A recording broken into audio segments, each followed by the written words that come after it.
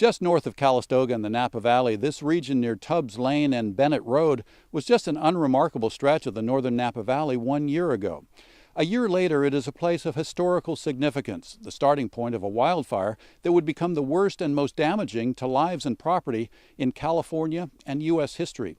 And it was just one of dozens of blazes that broke out on that October 8th evening. 1 year after the devastation, we met with a group of prominent Sonoma County leaders at the center of the storms and their aftermath, to reflect on how we've changed as a community and a region in the months since the fires.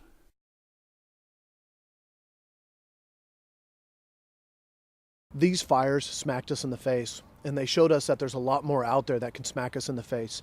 So resilience, both at the programmatic and systematic level of like a county government and our partners, all the way down to at the individual level, taking care of where you live, making sure you and your family know what's going on. That's been the most important thing, is just awareness that we are in a new normal, and we've got to embrace it. Now our community really is aware of the fragility of who we are and how we live, and we're not taking things for granted. There's no way we would have been this close if it weren't for something this drastic and this severe to happen. It's those stressful situations that bring people closer together, and that's kind of what it's become. Is we lean on each other for various things, whether it's information or just somebody to complain and whine about our misery to. We come together for any number of reasons. I think the most notable change is the public's interest, our community engagement and willingness to talk about disasters and being prepared for them, that these kinds of events are no longer a hypothetical once in a lifetime, that we may see these events more frequently. The climate has changed in tourism, so that is something that we're grappling with. We can't base it on where we were a year ago, what we're planning to do for the future.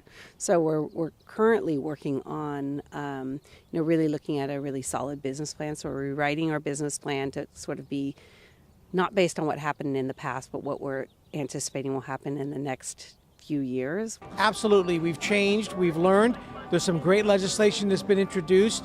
We're going to do more mitigation, and the overall awareness of what it means to be prepared, and things like alert and warnings throughout the state. Very, very, very positive movements forward as a result of the tragedy that we saw here. There's a lot of things that we're doing differently, and I will tell you just the general feeling from law enforcement, fire, EMS. We are all leaning forward when the weather's changing and even when it's raining, right? We're all looking at what's going to happen. We know there's going to be car accidents when it's raining. There's going to be fires when the wind's blowing. So everyone's really leaning into that much harder than we ever have. I hate to use a pun, but it set a lot of the challenges we have been facing on fire. We had a housing shortage before. Now we have a housing crisis.